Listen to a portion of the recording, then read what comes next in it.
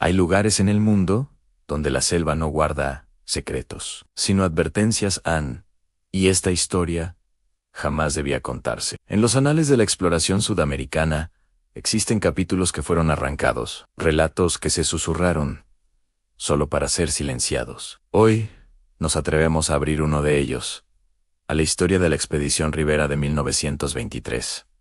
Un viaje al corazón de la oscuridad, que cambió para siempre nuestra comprensión de lo desconocido. Un viaje del que nadie regresó para contarlo. Todo comenzó con un hallazgo improbable en los archivos de un monasterio en Lima Nun. Diario colonial, olvidado por siglos, perteneciente a un misionero español llamado Fray Gaspar. Lo llamaban el diario prohibido. Sus páginas, amarillentas y frágiles, no solo narraban los intentos de evangelización en la cuenca amazónica, sino que describían un lugar que desafiaba toda lógica, un asentamiento indígena llamado Ullarian. Fray Gaspar no lo describía como un pueblo, sino como una entidad viva. Lo llamó el pueblo donde la noche respira. Las páginas finales estaban llenas de símbolos extraños, dibujos frenéticos, de formas que no pertenecían a ninguna cultura conocida, y una advertencia repetida una y otra vez: no busquéis a Yari. Su aliento es el fin de la luz. Ignorando la advertencia, el renombrado explorador Alejandro Rivera, un hombre consumido por la ambición de la fama, organizó una expedición para encontrar la mítica ciudad. Reunió a un equipo de los mejores en un cartógrafo, un biólogo, un fotógrafo y varios guías locales. Su objetivo era claro: ser los primeros en documentar a Yari y reclamar su lugar en la historia. No sabían que estaban navegando directamente hacia el olvido. Las primeras semanas de la expedición fueron documentadas con optimismo. Las fotografías de archivo falso que hemos recuperado nos muestran a los hombres sonriendo, posando junto a su barco de vapor, mientras se adentraban en el laberinto verde del Amazonas. Pero a medida que el río se estrechaba y la selva se volvía más densa, el tono de los registros cambió. El diario de Rivera, la única crónica que sobrevivió parcialmente, describe una tensión creciente entre el equipo. Los sonidos nocturnos de la selva se volvieron extraños, antinaturales. No eran los llamados de animales conocidos, sino algo más profundo, algo que parecía imitar el viento entre los árboles, pero con una cadencia gutural e inquietante. El fotógrafo, un hombre llamado Mateo, fue el primero en notar las siluetas. En varias de sus tomas de larga exposición, capturadas en la penumbra del amanecer, se pueden ver figuras oscuras y alargadas, observándolos desde la orilla. Eran demasiado altas, demasiado delgadas para ser humanas. Cuando se las enseñó a Rivera, este desestimó las imágenes como trucos de la luz, ilusiones ópticas creadas por la fatiga y la paranoia. Pero los guías indígenas sabían lo que veían. Una noche, simplemente desaparecieron, dejando atrás todas sus pertenencias. No hubo lucha, no hubo rastro. Simplemente se esfumaron en la oscuridad. La expedición, ahora reducida y sin la experiencia local, estaba perdida.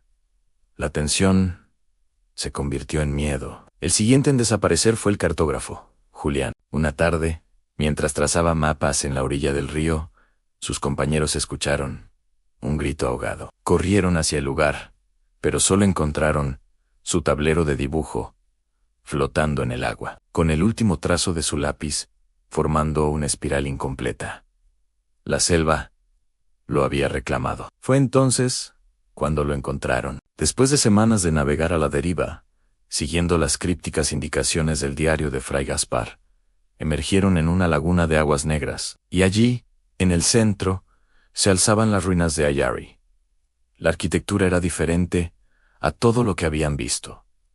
No había líneas rectas. Los edificios parecían haber crecido orgánicamente desde el suelo. Estructuras de piedra oscura que se retorcían hacia el cielo como raíces petrificadas. Estaban cubiertas de petroglifos, pero lo más perturbador no era su diseño alienígena, sino su frescura. Los grabados parecían haber sido tallados recientemente. Representaban figuras humanoides, adorando una inmensa entidad sombría que emergía de la tierra.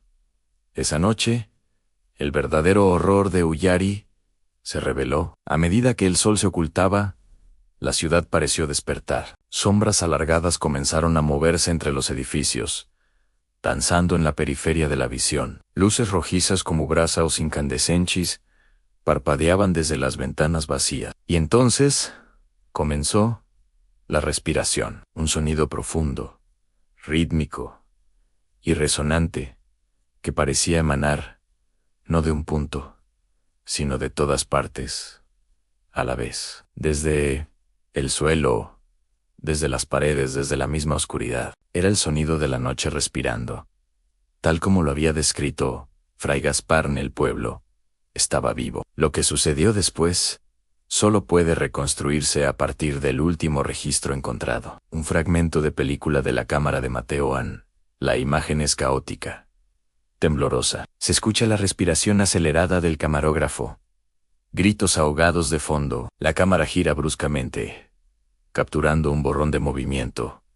Una sombra que se abalanza. Luego, la cámara cae al suelo, apuntando hacia el cielo nocturno. El sonido que domina los últimos segundos no es un grito, sino el latido profundo y resonante de Uyari, que se intensifica hasta que la cinta se corta abruptamente, en un silencio eterno. Nadie volvió a ver a Alejandro Rivera, ni a los restos de su equipo. Años después, una misión de rescate financiada por su familia encontró el campamento base abandonado y el barco a la deriva. Dentro, hallaron el diario de Rivera y el fragmento de película. Oficialmente, la expedición Rivera fue declarada perdida, víctimas de la implacable selva amazónica. Pero los documentos clasificados del gobierno cuentan una historia diferente. El área donde se presumía que estaba Uyari fue declarada zona de exclusión permanente. Fue sellada, borrada de los mapas y jamás explorada de nuevo. El gobierno no temía a la selva, temía a lo que la selva protegía. La historia de Uyari no es solo una leyenda.